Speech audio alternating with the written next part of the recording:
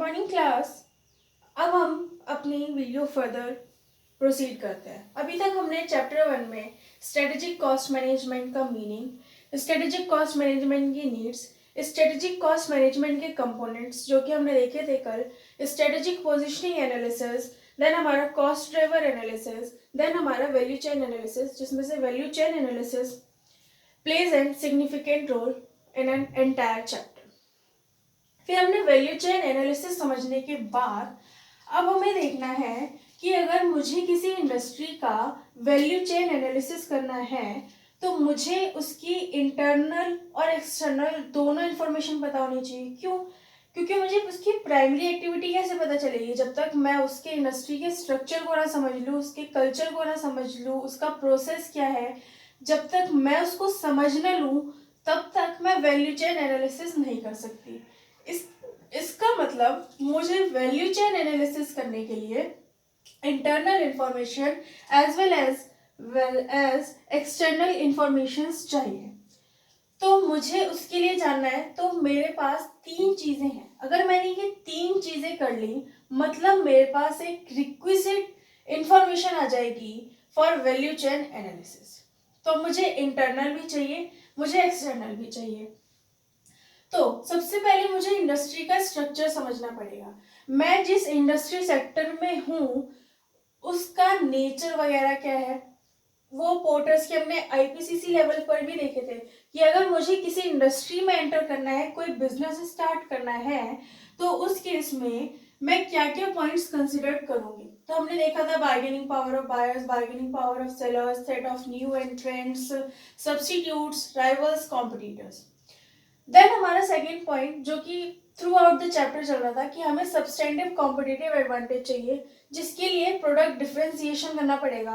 Product differentiation मतलब मेरी कोई कोर कॉम्पिटेंसी होनी चाहिए जो अदर लोग कॉपी ना कर पाए। तो नॉट इजीली इमिटेट, यूनिक होनी चाहिए और जिसकी वजह से मैं प्राइस हाई चार्ज कर सकती हूँ। फॉर एग्जाम्पल एन एप्पल, क्योंकि यहाँ पे मेरे पास कोर कॉम्पिटेंसी है। देन मेरा सेगमेंटेशन एनालिसिस। बहुत सारे बिजनेस हैं, अब एक ही सेक्टर में बिजनेस करना और डाइवर्सिफाई करना, देयर इज अ डिफरेंस। मतलब जैसे फॉर एग्जांपल आईटीसी, हमारी टोबैको वाली कंपनी कई सारे सेक्टर्स में है। हमारे फूड सेक्टर्स में है, हमारे क्लोथ्स वाले सेक्टर्स में है, अदर सेक्टर्स में है। ऐसे ही रिलायंस हमारा सबसे बड़ा इंडिया का एग्जाम्पल, रिलायंस। तो कई सारे सेगमेंटेशन होते हैं। तो हो सकता है कि मेरा एक सेगमेंटेशन इतना स्ट्रांग हो, उसका चैनल ऑफ डिस्ट्रीब्यूशन इतना अच्छा है, तो उसकी एडवांटेज मैं किसी और सेगमेंटेशन में यूज कर पाऊँ, किसी और की पावर को मैं किसी और में भी यूज कर पाऊँ। That is known as segmentation analysis. Now strategic framework for value chain analysis. ये 3 चीजें हमें देखनी है। सबसे पहली चीज आती है इंडस्ट्री स्ट्रक्चर एनालिसिस। ये हमने अपने पोर्टर्स के आईपीसीसी लेवल पर भी देखा था कि जब भी मुझे किसी इंडस्ट्री में एंटर करना है तो मुझे क्या क्या फैक्टर्स कंसिडर करने पड़ते हैं। तो सबसे पहला बार्गेनिंग पावर ऑफ बायर्स। अब इस बार्गेनिंग पावर ऑफ बायर्स का मतलब क्या है कि सबसे पहली चीज, क्या मेरे जो बायर्स हैं वो बल्क में हैं। क्योंकि अगर मेरे बायर्स बल्क में हैं मतलब वहां पे प्राइस नेगोशिएशन के चांसेस ज्यादा है। तो मुझे प्राइस कम करने में भी हो सकता है कि मुझे प्राइस कम करना पड़े। क्यों? क्योंकि यहाँ पे बहुत सारे कंसंट्रेटेड बायर्स हैं और उन बायर्स का नेगोशिएशन पावर स्ट्रॉन्ग हो सकता है। That is known as bargaining power of buyers. दूसरी चीज, बार्गेनिंग पावर ऑफ सेलर्स। तो बार्गेनिंग पावर ऑफ सेलर्स का मतलब क्या है, लेट मुझे रॉ मटेरियल एक्स चाहिए, तो वो रॉ मटेरियल के जो सप्लायर हैं वो सिर्फ और सिर्फ या तो लेट लुधियाना में है या फिर लेट हमारे आंध्र प्रदेश में है। तो इन 2 जगह पे ही मुझे वो प्रोडक्ट एक्स मिलता है and I am at Rajasthan. तो यहाँ पे बार्गेनिंग पावर ऑफ सप्लायर्स ज्यादा होगी। क्यों? क्योंकि वो रॉ मटेरियल जो मुझे चाहिए उनके सप्लायर्स कम रेशियो में है, तो जाहिर सी बात है उनके प्राइस के अकॉर्डिंग मुझे लेना पड़ेगा। अगर मुझे प्राइस नेगोशिएशन करना है तो मे बी वो हो भी सकता है कि अगर मैं जैसे ह्यूज क्वांटिटी में ऑर्डर करूं तो मुझे डिस्काउंट मिल सकता है। अदरवाइज यहाँ पे बार्गेनिंग पावर ऑफ सेलर ज़्यादा है। वहीं पे एक प्रोडक्ट ऐसा है जिसके लिए मुझे रॉ मटेरियल बी चाहिए, तो वो रॉ मटेरियल भी हर जगह हर स्टेट में अवेलेबल है। तो यहाँ पे मेरी बार्गेनिंग पावर ज़्यादा है, यहाँ पे सेलर्स बहुत सारे अवेलेबल है। एक तरीके से कह सकते हैं मेरे लिए उस रॉ मटेरियल के सब्सटीट्यूट्स बहुत सारे हैं, बहुत सारे सेलर्स हैं। तो जो मुझे सबसे चीप पे प्रोवाइड कराएगा और क्वालिटी भी सही होगी तो मैं उसको कंसिडर करूँगी। That is known as bargaining power of sellers. तो मुझे देखना पड़ता है, लाइक मैं एरोप्लेन के बिजनेस में एंटर करना चाह रही हूँ, मेरा जो बिजनेस है, मेरी फ्लाइट्स इंटरनेशनल फ्लाइट्स चलेंगी, तो उस एरोप्लेन के जो रॉ मटेरियल्स होते हैं उनके बहुत ही फ्यू सप्लायर्स होते हैं। तो उस केस में वहाँ पे बार्गेनिंग पावर ऑफ सेलर्स ज़्यादा हो सकती है। मुझे जो रॉ मटेरियल चाहिए होगा एरोप्लेन बनाने के लिए या फिर जो भी केस है, उस केस में सेलर्स ज़्यादा प्राइस चार्ज कर सकता है अगर मैं एरोप्लेन का बिजनेस करती हूँ। तो मुझे ये सारे पॉइंट्स कंसिडर करने पड़ेंगे कि हाँ, क्या मैं एरोप्लेन का बिजनेस करूँ या ना करूँ। देन हमारा आता है threat of new entrants and exit barriers. इसका यह मतलब है, हमने देखा है कि जैसे मुझे अगर मेडिकल लाइन में जाना है, तो अब मेडिकल लाइन में जाना है तो हो सकता है कि मैं ड्रग सेल करूं, तो उसके कई सारे कंप्लाइंसेस हैं, मुझे लाइसेंस लेना पड़ता है। ऐसे ही अगर मुझे किसी मैन्युफैक्चरिंग सेक्टर में जाना है तो वहाँ पे मुझे ह्यूज कैपिटल लगानी पड़ती है, बहुत सारे लॉज होते हैं। मुझे अगर वो पब्लिक कंपनी फॉर्म करनी है तो उसकी कई सारे कंप्लाइंसेस, कई सारे लॉज होते हैं। तो उस केस में हो सकता है कि बहुत सारे, जैसे ह्यूज कैपिटल इन्वेस्टमेंट चाहिए, ठीक है, उनका एग्जिट करना पॉसिबल नहीं है। क्यों? क्योंकि काफ़ी टाइम लगता है, कई सारे फॉर्मेलिटीज़ होती हैं। तो ये सारे एक बैरियर्स हो सकते हैं। मेरे पास ज़्यादा पैसे नहीं है, तो मैं इतनी ह्यूज कैपिटल इन्वेस्टमेंट, अब मुझे एरोप्लेन के बिजनेस में जाना है, तो एरोप्लेन के बिजनेस में क्या होता है कि जैसे हमारे विजय माल्या साहब ने करा था, तो स्टार्टिंग के टाइम पे इन केस में जैसे इंफ्रास्ट्रक्चर हो रहा है, तो इन केस में क्या होता है, मुझे स्टार्टिंग में तो लॉस ही होता रहता है। धीरे धीरे मेरा लॉस जैसे जैसे टाइम होता जाता है, लॉन्ग टर्म पीरियड में मुझे प्रॉफिट होना स्टार्ट होता है।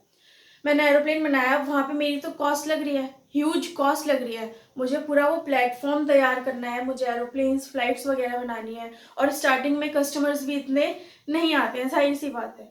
तो वहाँ पे मेरी कॉस्ट ज़्यादा लग रही है, इन्वेस्टमेंट ज़्यादा हो रही है, और रिटर्न हो सकता है लॉस भी हो, स्टार्टिंग में कस्टमर्स ही ना आए, मुझे कम मतलब चीप टिकट्स बेचने पड़े और फैसिलिटीज सारी करनी पड़े, उस वजह से मुझे लॉस हो सकता है, जैसे विजय माल्या को स्टार्टिंग में हुआ था। तो उस केस में वहां पे हमारा threat of new entrants and exit barrier होता है। तो मतलब मेरे पास इतनी कैपेबिलिटी होनी चाहिए कि मैं वो 3-4 साल तक का लॉस झेल पाऊँ। अगर मैं वो 3-4 साल तक का लॉस झेल पाऊंगी, देन मैं एरोप्लेन के बिजनेस में एंटर करूंगी, अदरवाइज मैं एरोप्लेन के बिजनेस में एंटर नहीं करूंगी, किसी और बिजनेस को देखूंगी। फिर आता है हमारा सब्सटीट्यूट्स।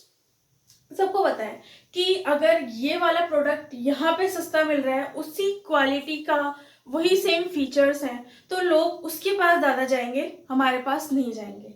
तो अब मेरे एयरप्लेन की टिकट्स बहुत हाई प्राइस है और फैसिलिटीज़ वही हैं, जबकि इंडिगो वगैरह की मेरे कंपैरिजन में वो प्राइस कम है, तो वो उनको जाहिर सी बात है कॉम्पिटिटर्स, तो वो वहाँ पे ज़्यादा जाएंगे। या फिर जैसे हमने कोका कोला पेप्सी का एग्जांपल देखा है, तो लोग बाग कोका कोला नहीं तो पेप्सी पियेंगे, कुछ तो पियेंगे ही। तो वहाँ पे सब्सटीट्यूट्स बहुत हैं, मतलब सब्सटीट्यूट्स इन द सेंस कि सिमिलैरिटीज बहुत है उन दोनों प्रोडक्ट्स में, कोका कोला पेप्सी में। बस की टिकट, ट्रेन की टिकट्स आई है तो लोग बाग बस में जाते हैं, तो उनके पास अल्टरनेटिव बहुत है। तो अगर मैं किसी बिजनेस में एंटर करने जा रही हूँ, एरोप्लेन के बिजनेस में एंटर करने जा रही हूँ, तो अब किसी को मतलब London to Mumbai to London जाना है, तो वो फ्लाइट ही यूज करेगा, जाहिर सी बात है। तो इसका मतलब यहाँ पे उसके पास सब्स्टिट्यूट कम है। अब यहाँ पे ये सब्स्टिट्यूट नहीं है कि एरोप्लेन की वजह वो ट्रेन से चला जाए, नहीं, लेकिन फिर यहाँ पे हमारा कॉम्पिटिटर्स वाला पॉइंट्स भी आ जाता है कि अगर मेरे टिकट्स की प्राइस हाई हुए, मेरी फैसिलिटीज कम हुई, तो मेरे कॉम्पिटिटर्स के पास जाएंगे, वो इंडिगो के पास जाएंगे, गो एयर के पास जाएंगे। तो मुझे ये सारी चीजें देखनी पड़ती हैं। That is known as industry structure analysis, कि अगर मुझे किसी फर्म, कोई इंडस्ट्रीज, कोई सेक्टर में एंटर करना है, तो मुझे ये सारे पॉइंट्स कंसिडर करके ही डिसीजन लेना पड़ेगा कि क्या मैं ये बिजनेस में एंटर करूं या ना करूं। अब बार्गेनिंग पावर ऑफ बायर्स नहीं है, मतलब प्राइस नेगोशिएशन नहीं होगा। एप्पल है भाई, हमारी कोर कॉम्पिटेंसी है, तो हम चार्ज करेंगे। बार्गेनिंग पावर ऑफ सेलर्स, बहुत सारे सेलर्स अवेलेबल हैं, थ्रेट ऑफ न्यू एंट्रेंट्स, इतनी ह्यूज कैपिटल इन्वेस्टमेंट की रिक्वायरमेंट नहीं है, एग्जिट बैरियर्स भी नहीं है, सब्सटीट्यूट्स बहुत ही मिनिमम अवेलेबल है, राइवल कॉम्पिटिटर्स अभी तक कोई इतना स्ट्रॉन्ग किसी की मोनोपोली नहीं है इस सेक्टर में। तो अगर ये सारी चीजें एक्चुअल में होती हैं तो मैं उस बिजनेस में एंटर करूंगी, वो मेरे लिए प्रॉफिटेबल होगा इन द लॉन्ग रन। ठीक है, क्योंकि ये बहुत ही बड़ा फैक्टर है। जो हमारे ओल्ड उनकी मोनोपोली तोड़ना, उनका एक कंट्रोल आ जाता है। जैसे टेलीकम्युनिकेशन सेक्टर में जियो ने वो मोनोपोली तोड़ी, वोडाफोन आइडिया के हाथ से। अब वोडाफोन आइडिया मर्ज हो गए जियो को कंपटीशन देने के लिए। तो उस केस में competitors cut to throat competition होता है, वो एंटर ही नहीं होने देते, और एंटर हो भी जाते हैं तो हमें लॉसेस होते हैं। क्यों? क्योंकि उनके पास मार्केट शेयर ज्यादा होता है, उनके प्रोडक्ट की एक ब्रांड इमेज है, एक रेपुटेशन है, एक गुडविल है। तो ये सारे फैक्टर्स कंसिडर करके ही मैं डिसीजन लूंगी कि क्या मैं इंडस्ट्री में एंटर करूं या ना करूं। फिर मेरी दूसरी चीज आती है कोर कॉम्पिटेंसी। जैसे कि नाम से ही पता चल रहा है, कोर कॉम्पिटेंसी मतलब मेरी कुछ स्पेशलिटी है, कॉम्पिटिटर से अलग होती है। जैसे हमने स्ट्रेटेजिक पोजीशनिंग एनालिसिस में देखा था कि मैं क्या वैल्यू क्रिएट करना चाहती हूँ, और वो ऐसी वैल्यू क्रिएट होनी चाहिए कि वो मेरी कॉम्पिटिटर से डिफर करे। तो मैं ऐसा क्या नया करूं कि कस्टमर्स अट्रैक्ट हो, मेरे प्रोडक्ट की एक अपनी स्पेशलिटी हो, जिससे प्रोडक्ट डिफरेंशिएशन हो, ऑटोमेटिकली मुझे कॉम्पिटिटिव एडवांटेज गेन हो जाएगी। तो यहाँ पे वो process core competency easily imitate ना हो। अब इस कोर कॉम्पिटेंसीज में दो चीजें आती हैं, या तो मेरे रिसोर्स डिफरेंट हो, या मेरे को रिसोर्स को जो ट्रांसफॉर्म करना है। हमने देखा था कि रिसोर्स सबके पास अवेलेबल होते हैं, लेकिन वो capability to convert it into a final product different from rivals, that creates a value in the eye of customers. तो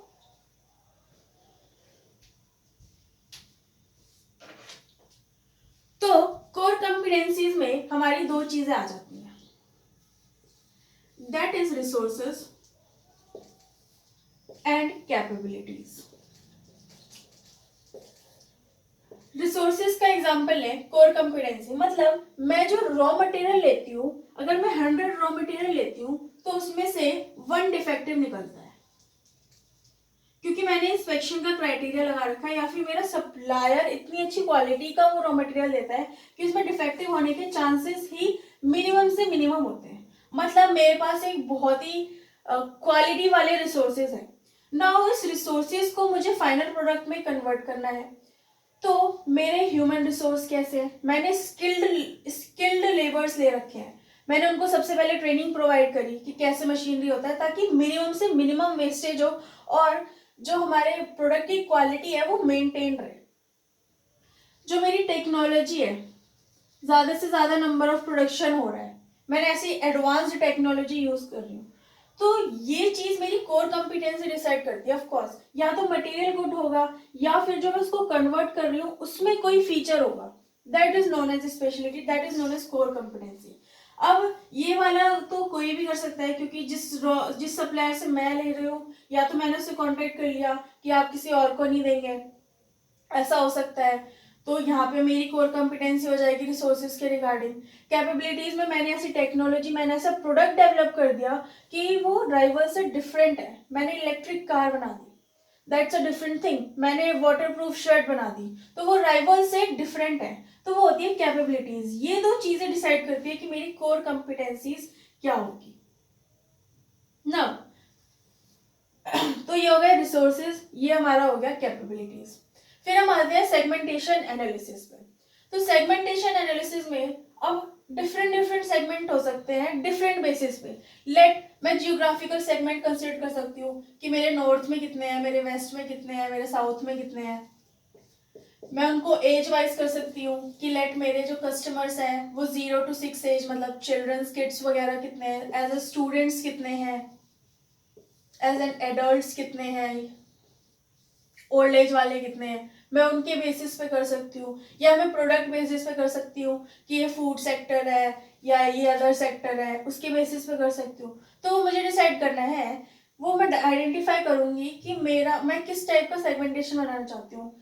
मैं जियोग्राफिकल बनाना चाहती हूँ। अब मैं इसकी एक मैट्रिक्स बनाऊंगी। मैट्रिक्स हमने मैथ्स में ही पढ़ा और हमने आईपीसीसी में भी पढ़ा था। अब मैंने मैट्रिक्स बना दी कि लेट मेरा ये नॉर्थ सेक्टर है, ये वेस्ट है, ये साउथ है, ये ईस्ट है। अब मैं इनको एनालाइज करूंगी, मैं यहाँ पे परफॉर्मेंस इवेल्युएशन करूंगी कि लेट नॉर्थ में मेरी जो सेल्स है वो 90% होती है, जितना हम प्रोडक्शन करते हैं उसका 90% सेल होती है, 10% स्टॉक में रहता है। वेस्ट में लेट मेरी 80% सेल होती है और 20% स्टॉक में रहता है, और जिसमें से 80% में से 10% सेल रिटर्न आ जाता है। लेट देन मैंने साउथ का किया, मैंने ईस्ट का करा, तो मैं इनकी परफॉर्मेंस इवेल्युएट करूंगी, सिर्फ प्रोडक्शन और सेल्स में नहीं, कई सारे उनके देखूंगी कि हाँ नॉर्थ में क्या मेरा बेनिफिशियल फैक्टर हो सकता है, कि नॉर्थ वालों का टेस्ट कैसा है, वेस्ट वालों का टेस्ट कैसा है।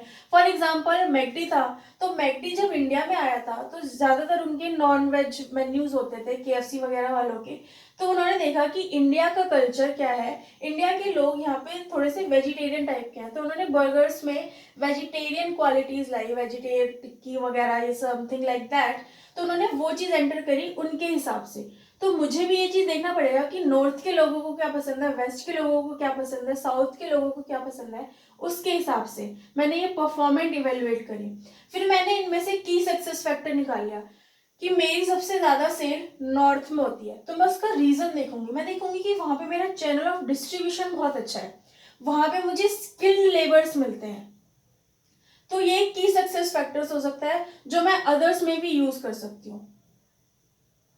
ओके, इंपोर्ट एक्सपोर्ट भी कर सकते हैं हम, जैसे कि मेरा यहाँ का इंडिया में अच्छा बिक रहा है तो मैं अब एक्सपोर्ट के लिए जाऊँ, वो चीज़ भी हो सकती है।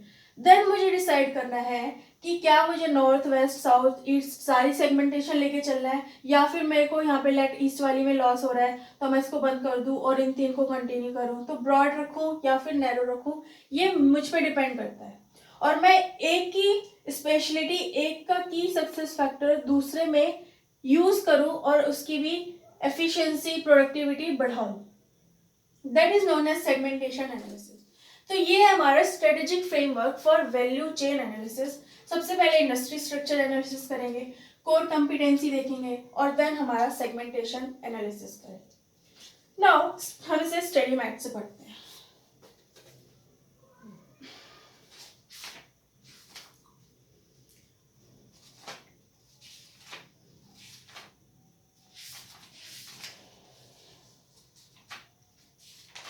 अच्छा, जो ये कोर कॉम्पिटेंसी है, अब मैं अगर सेगमेंटेशन के हिसाब से देखूं तो हो सकता है कि मेरे एक बिजनेस की कोर कॉम्पिटेंसीज बहुत अच्छी हैं, तो मैं उसको दूसरे बिजनेस में डेवलप करने के लिए भी यूज कर सकती हूँ, ऐसा हो सकता है। ओके, जैसे कहीं पे मुझे यहाँ पे लेट ईस्ट साइड में मुझे लेबर्स बहुत सस्ते रेट पे मिलते हैं और काम भी वो सही करते हैं, तो मैं उनको साउथ में माइग्रेट कर सकती हूँ, वहाँ पे भी वो लेबर्स यूज़ कर सकती हूँ, या फिर यहाँ पे एक और मैन्युफैक्चरिंग कंपनी बना दूँ, यहाँ पे सिर्फ सेलिंग का रखूँ। तो ये सारी चीज़ें कोर कॉम्पिटेंसीज अगर एक बिजनेस सेक्टर में है तो मैं उसे अदर बिजनेस सेक्टर में भी कर सकती हूँ, या फिर जो मेरे अदर बिजनेस सेक्टर है उनकी खुद की एक कोर कॉम्पिटेंसीज क्रिएट करने की कोशिश करूँगी। Okay, now strategic framework for value chain analysis. Value chain analysis requires internal information and external information. The value chain analysis requires a strategic framework for organizing varied informations. इससे हमें information मिलेगी कि मेरे segment कितने हैं, क्या ये है, देन मैं अपनी स्ट्रेटेजी बना पाऊंगी आगे फर्दर। तो the following three are generally accepted strategic framework for value chain analysis, that is industry structure analysis, core competency analysis and segmentation analysis. Industry structure analysis, Porter 5 forces जो हमने पढ़े थे, an industry might not yield high profits just because the industry is large or growing. जाहिर सी बात है, अगर industry किसी मतलब और का हो रहा है, बढ़ रहा है, तो जरूरी नहीं है कि वो प्रॉफिटेबल ही हो। The 5 forces suggested by Porter play an important role in determining profit potential of the firms in an industry. Michael Porter developed a 5 factors model as a way to organize information about an industry sector to evaluate its potential attractiveness. Factors which influence profitability, कि क्या मैं future में survive करूंगी, these depends on these factors. First, bargaining power of buyers. The bargaining power of buyers generally determines the ability of buyer to push the price down. जाहिर सी बात है, जहां पे मेरे नंबर ऑफ बायर ज्यादा होंगे मतलब उनकी नेगोशिएशन पावर ज्यादा होगी. This happens when the buyers are concentrated, एक जगह है. और हमने देखा है कि जब वो ह्यूज वॉल्यूम में मुझसे ऑर्डर लेंगे तो वहां पे मुझे उन्हें डिस्काउंट प्रोवाइड करना पड़ेगा, मतलब प्राइस नेगोशिएशन होगा. When the volume purchased by buyers is very high, in other words, when the bargaining power of a buyer is high, they would be in position to dictate terms to the firm. A buyer also has higher bargaining power if the cost of switching suppliers is very low. Okay, मतलब उनके पास अगर बहुत सारे substitutes हैं तब भी उनके हाथ में है. क्यों? क्योंकि मुझे उन्हें अपने कॉम्पिटिटर्स के कंपैरिजन में लो प्राइस में सेल करना पड़ेगा, तभी मेरा माल बिकेगा या फिर मार्केट शेयर में मुझे हिस्सा मिलेगा. Okay. A buyer also has higher bargaining power if the cost of switching suppliers is very low. A higher bargaining power results in lower profitability. Of course, profitability कम होगी क्योंकि प्राइस डाउन करना पड़ेगा मुझे. Large companies have a high bargaining power when they buy from small suppliers. जाहिर सी बात है, जैसे मैं रॉ मटेरियल खरीद रही हूँ तो मैं बल्क में खरीदूंगी तो मुझे डिस्काउंट पे मिलेगा. Bargaining power of suppliers. The bargaining power of supplier is relatively higher when the input is important to the buying firm और when there are very few suppliers of the input. हो सकता है कि बस जैसे हमने एरोप्लेन के example में देखा था कि सिर्फ लुधियाना और हमारा वो अरुणाचल प्रदेश सिर्फ यही दो सप्लायर्स हैं, तो यहाँ पे उनके हाथ में पावर है, वो प्राइस को हाई कर सकते हैं और मुझे वो कॉस्टली पड़ सकता है. या फिर कोई ऐसा प्रोडक्ट है जो मिस्टर एक्स जो है वो बहुत ही अच्छी क्वालिटीज का देते हैं as compare to their substitutes, as compare to their competitors, तो वहाँ पे मिस्टर एक्स के पास बार्गेनिंग पावर ज़्यादा होगी, वो प्राइस को हाई कर सकते हैं जिसकी वजह से मेरी कॉस्ट हाई हो सकती है और मेरा प्रॉफिटेबिलिटी रिड्यूस हो सकता है. तो इसको बचने के लिए मैं क्या करूँगी कि लेट मैं वो कॉस्टली ले रही हूँ, कोर कॉम्पिटेंसी से मैं प्रोडक्ट ही ऐसा यूनिक डेवलप करूंगी और प्राइस ज़्यादा चार्ज करूंगी जिससे मेरी प्रॉफिटेबिलिटी बढ़ जाएगी. Now, the bargaining power of supplier is relatively higher when the input is important to the buying firm or when there are very few suppliers of the input. The suppliers could also dictate terms if the input supplied is not replaceable or when an alternate input is not available. Microsoft dominates the operating system business of computers and laptops and can dictate terms to its buyers as buyers do not have multiple options to choose from. The profitability of companies can shrink if the suppliers have a higher bargaining power. तो हमने Microsoft Windows का पढ़ा हुआ है, तो Microsoft window हर उसका अभी तक कोई कॉम्पिटिटर आया नहीं है, हमारे हर लैपटॉप हर वगैरह में है.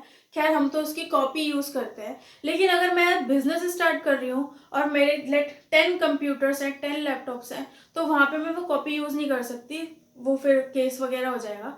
तो अगर मैं बिजनेस के लिए कर रही हूँ तो मुझे माइक्रोसॉफ्ट विंडोज़ वहाँ पे डलवानी पड़ेंगी, उनका लाइसेंस वगैरह लेना पड़ेगा, कॉपीराइट वगैरह लेने पड़ेंगे. तो यहाँ पे माइक्रोसॉफ्ट का कोई सब्स्टिट्यूट नहीं है, अभी तो कोई उसकी तरह से कोई विंडो नहीं आई है, तो उस कंपैरिजन में उसकी पावर ज़्यादा होगी, तो वो प्राइस हाई चार्ज कर सकता है, अपनी कंडीशंस बता सकता है वगैरह वगैरह. थ्रेट ऑफ सब्स्टिट्यूट्स प्रोडक्ट और service. Threat of substitutes product और सर्विस, उसके सब्स्टिट्यूट जितना क्लोजली रिलेटेड उसका सब्स्टिट्यूट होगा, कोका कोला पेप्सी, चाय नहीं तो कॉफी पी लेंगे, that's a threat of substitute product or service. When multiple and close substitutes are available in the market for a particular product, that's why अगर मैं cost leadership कर रही हूँ तो ज़रूरी नहीं है कि लॉन्ग टर्म सर्वाइवल हो. क्यों? क्योंकि अगर लेट ये प्रोडक्ट 10 का ही बनना है और मैं ज़बरदस्ती 8 का बना रही हूँ तो क्वालिटी कॉम्प्रोमाइज़ होगी, कस्टमर्स वैसे ही हटते जाएंगे और हो सकता है कि इसकी वजह से मुझे लॉस भी हो सकता है कि मेरी कॉस्ट रिकवर नहीं हो सकती, तो लॉन्ग टर्म में दिक्कत हो सकती है. When multiple and close substitutes are available in the market for a particular product, customers are likely to switch suppliers easily. Of course, ये 10 का दे रहा है भाई, वो 9 का दे रहा है तो हम उसके पास जाएंगे क्योंकि क्वालिटी वो क्लोजली रिलेटेड है. A firm in such a case must resort to competitive pricing to retain its customers. जाहिर सी बात है मुझे उसके कंपैरिजन में प्राइस लो करना पड़ेगा, लो करूंगी तो हो सकता है कि क्वालिटी कॉम्प्रोमाइज हो, एक टाइम के बाद मुझे लॉस होने लगे, मेरी कॉस्ट ही रिकवर ना हो रही हो. When few substitutes exist for a product, consumers are willing to pay a potential high price. Apple, उसका वैसे सिक्योरिटीज के कंपैरिजन में कोई अदर प्रोडक्ट है नहीं, तो इसलिए वो हाई प्राइस चार्ज करता है, सब्स्टिट्यूट्स कम है. When few substitutes exist for a product, consumers are willing to pay a potentially high price. If close substitutes for a product exist, then there is a limit to what price customers are willing to pay. The problem becomes severe if substitutes are available at much cheaper price. जैसे कि हमने जियो की case में देखा, Vodafone idea जो भी जितना भी चार्ज करते थे हाई था. एक ज़माने पे ये था कि मुझे 10 रुपये का बहुत ही कम जीबी मिलता था, हम वहाँ पे कैफ़ेज़ वगैरह यूज़ करते थे, और अब हमारे पास एक दिन में 1 GB 1.5 GB कोई बड़ी बात नहीं है जियो की वजह से. तो यहाँ पे जियो सब्स्टिट्यूट आ गया, क्लोजली रिलेटेड है और चीपर प्राइस पे चार्ज कर रहा है, तो ऑफकोर्स कस्टमर्स वहाँ पे शिफ्ट होंगे. तो यहाँ पे थ्रेट ऑफ सब्स्टिट्यूट्स हो सकता है. हम देख सकते हैं कि वोडाफोन आइडिया कैसे लॉसेस में आने, उनके शेयर्स के प्राइसेस कैसे डाउन होने लग गए थे ड्यू टू द जियो, उनका मार्केट शेयर कम हो गया है. तो थ्रेट ऑफ सब्स्टिट्यूट्स भी एक मेन फैक्टर है अगर मुझे किसी इंडस्ट्री में एंटर करना है तो. A company should strive to build its brand and customer loyalty to threat of overcome the threat of substitutes. मतलब जाहिर सी बात है मुझे प्रोडक्ट डिफ्रेंसिएशन करना पड़ेगा, मेरा एक ब्रांड हो जाएगा तो जाहिर सी बात है मैं हाई प्राइस चार्ज कर सकती हूँ. Threat of new entrants. The threat of new entrants largely depends on the barrier to entry and perceived profitability in an industry. If an industry, अब जैसे इंफ्रास्ट्रक्चर सेक्टर भी होता है तो वहाँ पे जनरली प्राइवेट कंपनीज एंटर नहीं होती है, तो वहाँ पे क्या होता है, अब वो रोड बन रहा है तो अब वो रोड हमने ये लीजेस वाले चैप्टर्स में भी देखेंगे कि कैसे वो टोल टैक्स वगैरह होता है. तो गवर्नमेंट ने रोड बनवाया तो प्राइवेट कंपनीज ने भी कुछ कंट्रीब्यूशन किया है, ठीक है. तो फिर अब वो अपनी कॉस्ट रिकवर, अब स्टार्टिंग में तो मेरी कॉस्ट लग रही है, अब मैं रोड बना रही हूँ तो लेट मेरे 1 करोड़ 5 करोड़ जो भी है वट एवर द केसेस वो लग रहे हैं, यहाँ पे मेरे पास कोई रिवेन्यू नहीं आ रहा. जब वो पूरी रोड डेवलप्ड हो जाएगी तब गवर्नमेंट मुझे ये बोलेगी कि ठीक है आप 4 साल 5 साल के लिए अपना टोल टैक्स लो, जितने भी लोग आएंगे उस रोड बनाने के लिए इतने स्पेसिफाइड एरिया के लिए आप इतने रुपीस चार्ज करके सारा रिवेन्यू आप लेना, हमें कुछ परसेंट या फिर ये देना, और फिर 7 साल बाद सारा रिवेन्यू गवर्नमेंट का होगा. तो ये टोल टैक्स में हमने कॉन्ट्रैक्ट कर लिया. ओके, तो यहाँ पे स्टार्टिंग में मुझे ह्यूज कॉस्ट, मतलब कोई भी रिटर्न तो आ ही नहीं रहा, सिर्फ मेरी कॉस्ट ही लग रही है. तो यहाँ पे बहुत सारे लोग, इसीलिए इंफ्रास्ट्रक्चर डेवलपमेंट के केस में कई सारे लोग इन्वेस्टमेंट नहीं करते हैं. क्यों? क्योंकि यहाँ पे कोई रिटर्न नहीं है, यहाँ पे थ्रेट ऑफ न्यू एंट्रेंट्स है, या फिर कोई ऐसा सेक्टर है, मैन्युफैक्चरिंग सेक्टर है, मुझे ह्यूज कैपिटल चाहिए. ओके, sophisticated technologies चाहिए. Now, the threat of new entrants largely depends on the barriers to entry and perceived profitability in an industry. If an industry is profitable and the barriers to entry are low, new firms could enter the industry leading to excess supplies and reduced price. जाहिर सी बात है, हमने supply और price का देखा है, जैसे एक्सेसिव सप्लाई होने लगेगा वैसे प्राइस डाउन होने लग जाएंगे. Some example of barriers to entries are intensive capital requirement, sophisticated technologies, legal factors जैसे कि मेडिकल केस में मुझे लाइसेंस लेना पड़ता है, limited access to raw materials and labors, etc. Industries which requires huge amount of capital or sophisticated technical know-how might not have a high threat of new firms entering into the industry. Airline industry is a case where very few new firms enter the business because of the capital requirements. देखा था हमने 3-4 साल तो हमें loss ही होगा. Infrastructure का example भी दे सकते हैं. Another barrier to entry could be legislation which restricts new firms to start the business, like in the case of defense industries, guns वगैरह का है तो वहाँ पे भी मुझे प्रॉपर लाइसेंस लेना पड़ता है, लीगल फैक्टर्स ज़्यादा आ जाते हैं. Certain industries, for example medicines, are largely driven by patents. New firms might find it difficult to enter the industry. An industry where threat of new entrant is low, जहाँ पे मुझे huge capital नहीं चाहिए, 1-2 साल में होने लगेगा profit, is more profitable that industry where new entrants can easily enter the industry. Of course जहाँ पे थ्रेट ऑफ एंट्रेंस कम होगा वहाँ पे प्रॉफिट ज़्यादा होगा. अच्छा, यहाँ पे ऐसा भी हो सकता है कि थ्रेट ऑफ एंट्रेंस कम है तो कई सारे और लोग भी आना चाहेंगे। तो हमने ये इकोनॉमिक्स में पढ़ा होगा 11th-12th क्लास में, एग्रीगेट डिमांड एग्रीगेट सप्लाई के केस में, कि लेट थ्रेट ऑफ एंट्रेंस कम है तो मेरे लिए सुटेबल है, मैं इसमें एंटर करूंगी। लेट मैंने एक्स लिमिटेड खोल लिया और स्टार्ट कर दिया और प्रॉफिट हो रहा है। अब थ्रेट ऑफ एंट्रेंस कम है, इसका मतलब वाई कंपनी भी तो खुल सकती है, जेड कंपनी भी तो खुल सकती है। कई सारे लोग देख रहे हैं कि हाँ भाई एक्स लिमिटेड है, एक साल में ही मेरे पास 600 करोड़ का टर्नओवर होने लग गया, प्रॉफिट होने लग गया, तो अब वाई लिमिटेड जेड लिमिटेड भी एंटर करेंगे। अब वाई लिमिटेड जेड लिमिटेड भी एंटर करेंगे, डिमांड तो मेरी वही है, डिमांड तो मेरी कांस्टेंट है, सप्लायर्स बढ़ गए और जैसे ही सप्लायर्स बढ़ेंगे मुझे प्राइसेस लो करने पड़ेंगे, कॉम्पिटिटर्स हो गए। तो थ्रेड ऑफ न्यू एंट्रेंट्स अगर मैं देखूं कि मुझे एंटर करना है तो ठीक है, लेकिन फ्यूचर में इसका रिस्क भी हो सकता है क्योंकि और भी आ सकते हैं, सप्लायर्स बढ़ सकते हैं, तो प्राइस लो होने लगेगा, डिमांड तो कांस्टेंट ही रहेगी। Now intensity of competition rivalry among firms, कि वो कंपटीशन कैसा है, क्या किसी की मोनोपोली है, क्या बहुत सालों से उसका 80% मार्केट शेयर उसके पास है, या फिर छोटे छोटे छोटे छोटे सप्लायर्स के पास मार्केट शेयर है, वो सारी चीजें कंसिडर करनी पड़ेंगी।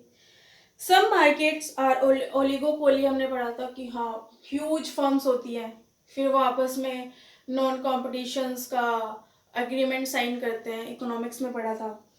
Some markets are more competitive than others. In highly competitive industries, firms resort to cutthroat competition to win more customers. But एक healthy competition होना चाहिए ताकि हम जैसे लोगों को, कंज्यूमर्स को फायदा हो उस healthy competition से। The competitive rivalry is higher when an industry has high number of firms and is lower when there are few large players dominating the market. Okay, जाहिर सी बात है किसी की मोनोपोली होगी तो मुश्किल है वहां पे एंटर करना, बट जियो ने करा था। The intensity of competition is higher when firms are of more or less equal size, extra capacity exist in the industry. Let उसकी कैपेसिटी 10,000 है लेकिन हम यूटिलाइजेशन सिर्फ 90% करते हैं, मतलब सिर्फ वो 9,000 का प्रोडक्शन करता है, मतलब वो 1,000 और कर सकता है। Difficulty in differentiation in the products, similarity है, high exit barriers, there is a case where the exit costs are high and hence firm must continue in the industry despite excess capacity at industry level। तो हमने देखा था ये threat of new entrants और exit barriers भी हो सकते हैं। Higher fixed cost, firm would want to produce as much as possible to keep the unit cost low leading to surplus capacity। तो हमने देखा था economies of scale, अगर मुझे फिक्स्ड कॉस्ट रिकवर करनी है, मेरी फिक्स्ड कॉस्ट ज़्यादा है तो मैं अपना प्रोडक्शन लेवल बढ़ा दूंगी, डिमांड वही है, प्रोडक्शन लेवल ज़्यादा हो गया, सप्लाई ज़्यादा हो गया तो प्राइस ऑटोमेटिकली डिक्रीज हो जाएगा। तो वहाँ पे कॉम्पिटिटर्स राइवल्स भी मैटर करते हैं। Since these 5 forces are ever changing, जाहिर सी बात है डायनेमिक एनवायरनमेंट है, टाइम टू टाइम चेंज होता रहेगा, तो मुझे ये कंटिन्यूअस नज़र रखनी पड़ेगी। तो since these 5 forces are ever changing, Porter's framework needs to be employed as a dynamic analytical tool. This is because competition is a dynamic process. Equilibrium is never reached and industry structures are constantly being reformed. हमने economics में पढ़ा था equilibrium, the state of balance, लेकिन practically कभी वो equilibrium state of balance practically होता नहीं है। द 5 फोर्सेस, क्योंकि चेंजेस आते रहते हैं। The 5 forces analysis helps a firm to better understand the industry value chain and its competitive environment. इससे मैं जान सकूंगी कॉम्पिटिटिव एडवांटेज है या नहीं है, मुझे इंडस्ट्री में एंटर करना है या फिर नहीं करना है। ओके, यहाँ पे एक क्वेश्चन है, can ISIT strategy be appropriate to counter Porter's 5 forces. तो यहाँ पे पूछा है क्या इंफॉर्मेशन टेक्नोलॉजी ये सारी चीजें यूज करके क्या मैं इसको एक एडवांटेज के तौर पे बना सकती हूँ? ऑफ कोर्स बना सकती हूँ। कैसे बना सकती हूँ? लेट मेरा जो परचेज ऑर्डर का प्रोसेस है, देन सेल्स ऑर्डर्स का है, प्रॉपर प्रोसीजर चलता है, प्रॉपर अकाउंटिंग एंट्रीज होती हैं, मैंने ड्यूटीज सेग्रीगेट कर रखी हैं, तो उस केस में फिर मेरी एक कोर कॉम्पिटेंसीज है, तो मैं अपनी टेक्नोलॉजी ही ऐसी यूज करती हूँ कि मेरा जो प्रोडक्ट है बहुत ही हाई क्वालिटी का बनता है और डिफेक्ट के चांसेस 0 होते हैं। मिनिमल से मिनिमम वेस्टेज होता है। तो ऑलरेडी मैंने कॉम्पिटिटर से सर्वाइव कर लिया, मेरा कोई सब्स्टिट्यूट अवेलेबल नहीं होगा जो क्लोजली रिलेटेड हो। क्यों? क्योंकि मेरी जो टेक्नोलॉजी है वो एडवांस टेक्नोलॉजी है। Threat of new entrants and exit barriers, तो मे बी वो एंटर कर सकते हैं, लेकिन क्योंकि मेरा प्रोडक्ट यूनिक है और मुझे कई टाइम हो गया, तो मेरा एक मार्केट शेयर होगा। बार्गेनिंग पावर ऑफ सेलर्स, तो सेलर्स कई सारे अवेलेबल हैं या फिर कम है, तो उनसे कैसे मुझे डील करना है। ये चीज़ हो सकती है कि हाँ मैंने ऑनलाइन ही परचेजिंग ऑर्डर कर दिया, जस्ट इन टाइम का प्रोसीजर ले आया, तो इससे जो है मेरा फास्ट टू फास्ट होगा। जाहिर सी बात है, टेक्नोलॉजी हमारी लाइफ को इजी बनाती है, वैसे ये इन प्रोसेस को इजी बनाएगी। सेल्स ऑर्डर, अब जो कस्टमर्स हैं उनको लाइन में नहीं लगना पड़ेगा, फिजिकली नहीं होगा, वो ऑनलाइन भी कर सकते हैं। तो ISIT strategy can be appropriate to counter Porter's 5 forces so as to help an organization have a more comfortable existence than some of its competitors. जाहिर सी बात है, जो टेक्नोलॉजी का डिफरेंस आएगा वो कॉम्पिटिटर से मुझे स्ट्रांग बनाएगा अगर मैं टेक्नोलॉजी यूज करती हूँ तो। Rivalry, application of IT can curtail the effect of stiff competition, for example by building strong network with customers and lowering cost. तो ऑनलाइन हमारा चलता है, अब ऑनलाइन चैट्स करते हैं, मुझे उस प्रोडक्ट के रिगार्डिंग हम अपनी वेबसाइट्स बना सकते हैं, वहाँ से लोग बाग लेक्चर्स खरीद सकते हैं, तो वो एक स्ट्रॉन्ग फैक्टर बन जाएगा जिससे मैं कस्टमर से ज़्यादा इंटरेक्ट कर पाऊंगी। Threat of new entrants, high degree of computer networking for cloud computing, constantly update with latest technology, skilled personnel, heavy investment are barriers to entry। तो किसी ने हम क्लाउड्स पे डाटा रखते हैं, हमने आर्टिकलशिप में कई सारे क्लाइंट्स देखे होंगे जो क्लाउड्स पे डाटा रखते हैं, तो मैं कहीं से भी इजीली उसे एक्सेस कर सकती हूँ। तो ड्यूरिंग द लॉकडाउन भी अगर मैं काम करना चाहूँ तो मैं वहाँ क्लाउड से एक्सेस करके कहीं पे भी हम उसको कर सकते हैं। Supplier pressure, with technology enabled system purchase order can be automated. जाहिर सी बात है, किसी बड़ी कंपनीज को सबसे पहले परचेज ऑर्डर देना पड़ता है, तो वो परचेज ऑर्डर हमने ऑटोमेटिकली कर लिया कि हाँ ये हुआ, तो वो ऑटोमेटिकली जनरेट हो जाएगा। Vendor selection can be faster, हमने अपने वहाँ पे मास्टर्स में सारे सप्लायर्स की लिस्ट ले रखी है, टेंडर लेते हैं, प्राइस कंपैरिजन के लिए कोई सॉफ्टवेयर ले रखा है, क्वालिटी के लिए कोई सॉफ्टवेयर ले रखा है, तो वो सारी चीज़ें। And inventory management can be automated. Customer pressure, तो हम ऑनलाइन कर सकते हैं, उनको ऑनलाइन सपोर्ट कर सकते हैं, इजी प्रोसेस कर सकते हैं ऑर्डर प्लेस करने का, पेमेंट का। Customer services can be improve with the use of IT, for example by allowing online ordering. Threat of substitutes, जाहिर सी बात है थ्रेट ऑफ सब्सटीट्यूट्स वो रिड्यूस हो जाएगा अगर मेरा कुछ कॉम्पिटिटर से डिफरेंट प्रोडक्ट होगा, क्लोज रिलेटेड नहीं होगा। जाहिर सी बात है टेक्नोलॉजी उसे एडवांस बना देगी। Use of computer aided design, the organisation can manufacture new products with a shorter lead time. जाहिर सी बात है, तो जैसे हमने देखा था कि एक दिन भी कोका कोला का सप्लाई ना हो तो लिम्का का मार्केट शेयर बढ़ सकता है। So another is a case scenario, देखते हैं। WDG is a family owned business, the family owns 80% of the shares. मतलब यहाँ पे मेरी कॉस्ट लीडरशिप है, मार्केट का 80% शेयर मेरे हाथ में। The remaining 20% is owned by 6 non-family shareholders. बाकी का 20% others के पास है। It manufactures cardboard boxes for customers, which are mainly manufacturers of shoes, clothes, crackers, etc. एक मिनट। Yes. हाँ, तो it manufactures cardboard boxes for customers which are mainly manufacturers of shoes, clothes, crackers, etc. तो हम cardboard boxes बनाते हैं shoes वगैरह इन सबको रखने के लिए, क्लॉथ्स वगैरह के लिए। Now the board is considering to join the paper tubes market as well. तो हम अपना सेगमेंट बढ़ा रहे हैं, तो हम सिर्फ कार्डबोर्ड नहीं, हम पेपर ट्यूब्स मार्केट में भी जा रहे हैं। Paper tubes, also known as cardboard tubes, are cylinder-shaped components that are made with cardboard. Paper tubes can be used for a wide range of functions. मतलब हमने अपनी segmentation को broad कर लिया, अब हम paper tubes में भी जा रहे हैं, वहाँ उस cardboard tubes बनाएंगे जो कि सिलेंड्रिकल शेप में होते हैं और कई सारे फंक्शंस हो सकते हैं। कि अभी तक तो हम शूज और क्लोथ्स वगैरह के लिए बना लेते हैं, अब इसके लिए और भी पैकेजिंग हो सकती है। Paper tubes are usually ordered in bulk by many industries that rely paper tubes include food processing, shipping and the postal service, automotive manufacturing, material handling, textile, pulp and paper, packaging and art, etc. Now यहाँ पे लिखा है कि वो usually ordered in bulk. अगर वो usually ordered in bulk में मंगा रहे हैं मतलब सप्लायर को मुझे डिस्काउंट देना पड़ेगा. बायर्स मेरे कंसंट्रेटेड है, ह्यूज क्वांटिटी में हो रही है, तो यहाँ पे बार्गेनिंग पावर ऑफ बायर्स ज्यादा है. तो बार्गेनिंग पावर ऑफ ज्यादा है तो मुझे प्राइस लो रखना पड़ेगा. ओके, तो हमें हर एक फैक्टर को कंपैरिजन करेंगे. तो यहाँ पे इस सेक्टर में जो हमारा ये मैन्युफैक्चरिंग सेक्टर है, अब हम पेपर ट्यूब्स में आ रहे हैं. तो उस पेपर ट्यूब्स के लिए मुझे देखना पड़ेगा कि ये फैक्टर्स कैसे हैं. तो यहाँ पे bargaining power of buyers high है, क्योंकि ये हाई है तो मेरे जो प्राइस लो करना पड़ेगा. ओके,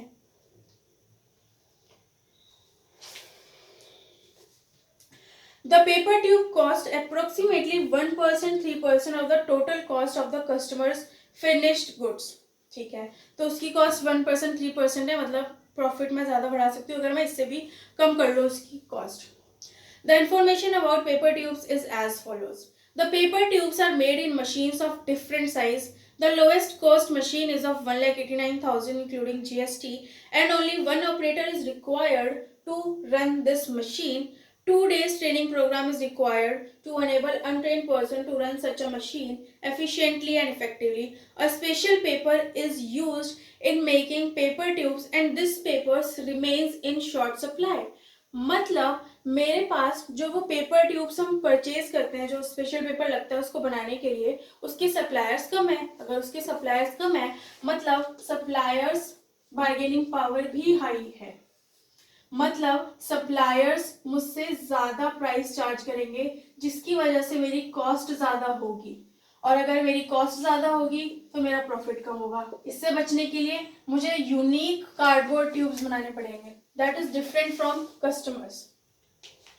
ओके, और रस्ट मशीन, ये सारी चीजें दी गई हैं. Okay, now presently 5 major manufacturers of paper tubes have a total market share of 75%, offer product range which are similar in size and quality.